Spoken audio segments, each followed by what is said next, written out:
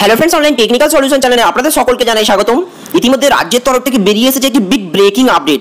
রাজ্যে শুরু হলো দিদি এবং সিবিআই যুদ্ধ, যেটাকে কেন্দ্র করে রাজ্যের মুখ্যমন্ত্রী ধর্নায় বসেছে। তো চলুন আমরা দেখে নেব যে কি নিয়ে যুদ্ধ শুরু হলো সিবিআই এর সঙ্গে এবং দিদির এই ধর্নায় বসার পিছনে মুখ্য উদ্দেশ্যটা কি। তো চলুন শুরু করা যাক।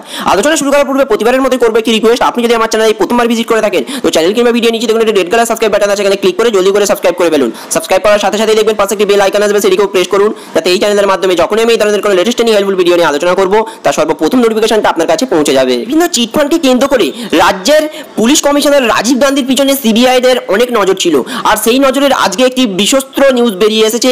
পুলিশ কমিশনারের বাড়িতে সিবিআই। এই মুহূর্তে রাজ্যের সব থেকে বড় খবর হলো কলকাতা পুলিশ কমিশনার রাজীব কুমারের বাড়ির সামনে সিবিআই অধিকারীদের আটকালো পুলিশ। তদন্তকারীদের সিবিআই অফিসার তথাগত বর্ধনের নেতৃত্বে লাউটাউন স্ট্রিটে কমিশনারের বাড়িতে ঢুকতে চান, তবে তারা জানিয়েছেন কোনোভাবেই তারা জোর করে কমিশনারের বাড়িতে ঢুকতে চান না, কথা বলেই ঢুকবেন। তবে শেক্সপিয়ার থানার ওসি ও ডিসি সাউথ সিবিআই অধিকারীদের আটকে বাড়ির সামনে থেকে সরে যেতে বলেছেন। তাহলে এই রাজীব গান্ধীর বাড়িতে সিবিআই হানা দিয়েছে। ইতিমধ্যে মুখ্যমন্ত্রী কিন্তু জোর কদমে সাবধানতা করেছে যে রাজ্যে কোনো রকম সিবিআই ঢোকা যাবে না, যদি ঢোকে সেটা রাজ্য সরকারের অনুমতি নিয়ে ঢুকতে হবে। তাই রাজ্য সরকারের কোনো রকম অনুমতি ছাড়া রাজ্যের সিবিআই পুলিশ কমিশনার রাজীব গান্ধীর বাড়িতে সিবিআই এর অধিকারীদের হানা। তো চলুন এটাকে কেন্দ্র করেই আরো একটি বিগ ব্রেকিং আপডেট বেরিয়ে এসেছে। তো চলুন দেখে নেওয়া যাক। মুখ্যমন্ত্রী ধর্নায় বসেছেন, আবার ধর্নায় বসছেন মুখ্যমন্ত্রী মমতা বন্দ্যোপাধ্যায়। রবিবার তিনি বলেন রাজ্যের পুলিশের উপর এই আঘাত অগণতান্ত্রিক। আমি এখন থেকে মেট্রো চ্যানেলে ধর্নায় বসছি, গণতন্ত্র রক্ষায় আমি ধর্নায় বসছি। এই সংক্রান্ত মানতে পারলাম না, জরুরি অবস্থা থেকেও খারাপ সময় এসে গিয়েছে।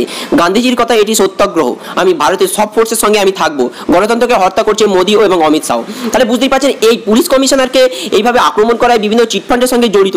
গত একদিন পুলিশ কমিশনার রাজীব গান্ধী ছুটিতে ছিলেন এবং তার এই ছুটিতে থাকার পিছনকে কেন্দ্র করে বিভিন্ন গুজব ছড়িয়ে বেড়ে তিনি নাকি লুকিয়ে পড়েছেন। তাই সেদিক দিয়েই সিবিআই কোনো রকম খবর পেয়ে ওই ধরনের তার বাড়িতে হানা দেয় এবং মুখ্যমন্ত্রী কড়াভাবে নিষেধ করেছিলেন কোনো রকম পারমিশন ছাড়া সিবিআই যেন কোনো মতে রাজ্যে না ঢোকে। তাই রাজ্যে ঢুকে যায় এবং রাজ্যের বিশ্বস্ত পুলিশ কমিশনার রাজীব গান্ধীকে জেরা করায় এবং তার পিছনে আকৃষ্ট হয়ে পড়ায় মুখ্যমন্ত্রী সরাসরি তার বাড়িতে এলেন এবং এই অপরাধের এই ভুলের পিছনে তিনি কড়া পদক্ষেপ করেন এবং এই ভুলকে কেন্দ্র করে এই গণতান্ত্রিক রক্ষার উদ্দেশ্যে তিনি ধর্নায় বসছেন আজ থেকেই। তো এই ছিল আজকের আপডেট। আমাদের উদ্দেশ্য কেবলমাত্র আপনাদের কাছে এই আপডেটগুলো উপস্থাপন করা। আমাদের দেওয়া তথ্য ইনফরমেশন যদি আপনার ভালো লেগে থাকে তাহলে অতি অবশ্যই ভিডিওটাকে লাইক করবেন আর ভিডিওটাকে বেশি বেশি করে শেয়ার করবেন। এই ধর্নার পরবর্তী ক্ষেপ কি আসবে সেটা আমরা আবার পরবর্তী ভিডিওর মাধ্যমে আপনাদের কাছে তুলে ধরার চেষ্টা করবো। Thank you friends, thank you.